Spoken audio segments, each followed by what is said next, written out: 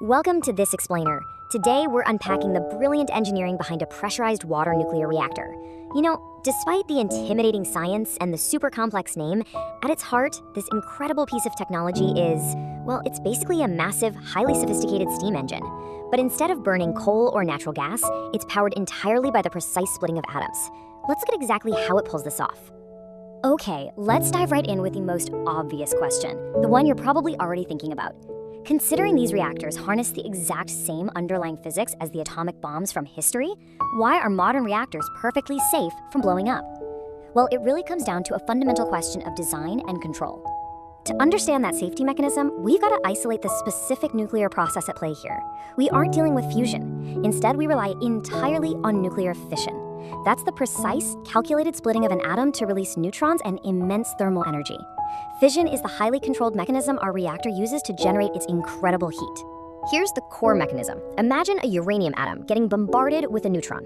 When it splits, it releases a massive amount of energy, along with 3 more neutrons. Those newly released neutrons then fly off and hit other uranium atoms, causing them to split, which releases even more neutrons and more energy. It creates this continuous, cascading, self-sustaining sequence. We call this a fission chain reaction. So, the secret to keeping that reaction from getting completely out of hand, it literally comes down to spacing. Unlike the super compact, dense cores of nuclear weapons, the reactor's uranium fuel is spaced out into separate rods. To tightly manage the reaction, control rods made of boron or cadmium are dipped directly into the core. These elements absorb excess neutrons, acting exactly like a brake pedal on your car.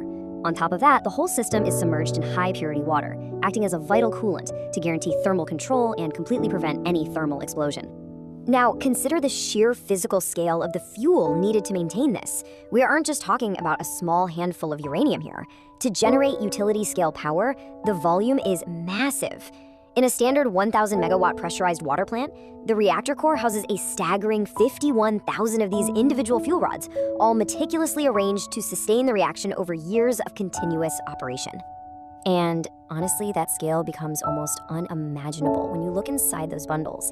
They contain individual, highly engineered cylindrical uranium dioxide pellets.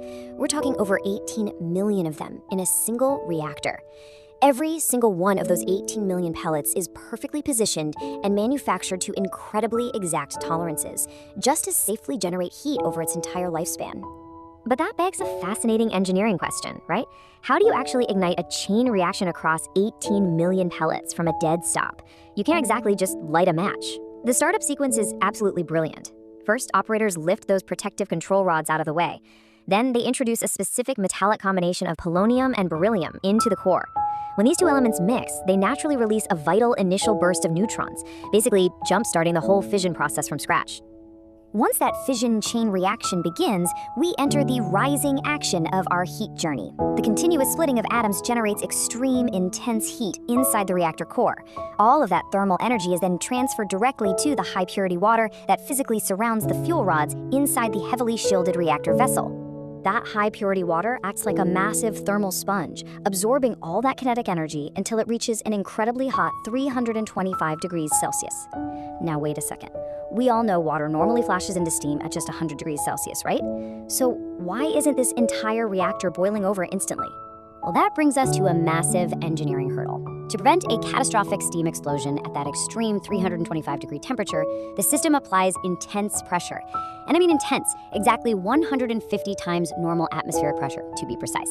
The sheer physics of this crushing, immense magnitude of pressure literally forces the superheated water to remain entirely in a liquid state. To pull this off, the plant utilizes a component called a pressurizer. I love this analogy. It acts exactly like a giant pressure cooker you might have in your kitchen. It perfectly balances the thermodynamic physics inside the vessel so that this superheated water stays liquid, completely suppressing the boil and keeping the primary system perfectly stable. This brings us to a vital concept for this explainer, the brilliantly designed separated water loops. We start with the first loop, which is the reactor water we were just talking about. This extremely hot, highly pressurized water is pumped out of the reactor vessel and over to the steam generator. It passes through a series of tube bundles, but here's the absolute most essential takeaway. It never, ever physically mixes with any other water in the plant. This guarantees its radioactivity stays safely contained within the primary loop. Instead, the heat from those primary tube bundles crosses over indirectly into the second loop inside the steam generator. This loop contains a completely separate, clean body of water. Because it's being heated from the tubes but isn't under that crazy 150 times atmospheric pressure, this secondary water reaches boiling temperature and produces a massive amount of steam. That steam then aggressively rushes through primary and secondary moisture separators to strip out any lingering liquid water droplets, making sure only pure, dry steam moves forward. And now we hit the climax of the kinetic energy transfer. Watch how this escalates. Stage 1, completely dry steam flows through pipes under intense pressure. Stage 2, it violently hits the high-pressure turbine, forcefully rotating its massive blades. In Stage 3, it expands into the low-pressure turbines, continuing that massive rotation. For Stage 4, these spinning turbines are mechanically linked to the generator's rotor, spinning it at incredible speeds. And finally, Stage 5, this rapidly turning rotor induces an alternating electric voltage in the surrounding stator.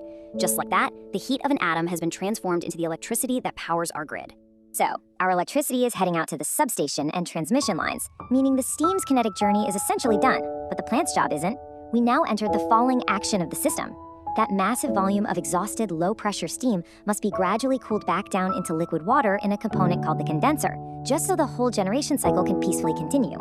This brings us to the third loop, our final, entirely separated body of water. Inside the condenser, cold water constantly flows through its own set of internal tubes. The exhausted steam hits the outside of these cold tubes, surrenders its remaining heat, and condenses straight back into water that gets collected at the bottom and sent back to the steam generator. Meanwhile, the newly heated cooling water inside those tubes is pumped outside to the facility's massive cooling tower. If you've ever seen a nuclear power plant, you know the cooling tower is almost always the most iconic, visible structure. Inside this tower, the hot water from the condenser flows through passages and is sprinkled down into a wide water basin at the bottom. As it falls, the natural draft of air cools it. But to ensure we don't lose all our cooling water to evaporation, clever drift eliminators are installed at the top to capture moisture, which is just a brilliant touch for efficiency. Finally, the newly cooled water in the basin is pumped straight back into the condenser to start its heat-absorbing job all over again. We followed the journey all the way from the microscopic core to the towering cooling structures outside. We'll wrap up this explainer by leaving you with this thought. Isn't it an absolute marvel of human engineering that we use the subatomic splitting of a fundamental particle merely as a highly controlled, incredibly potent heat source to drive a colossal, endlessly recycled loop of water, all just to turn a turbine and power our modern world? It's just a masterful, delicate balance of physics and engineering. Thanks for learning with me today, and keep exploring the incredible systems that run our world.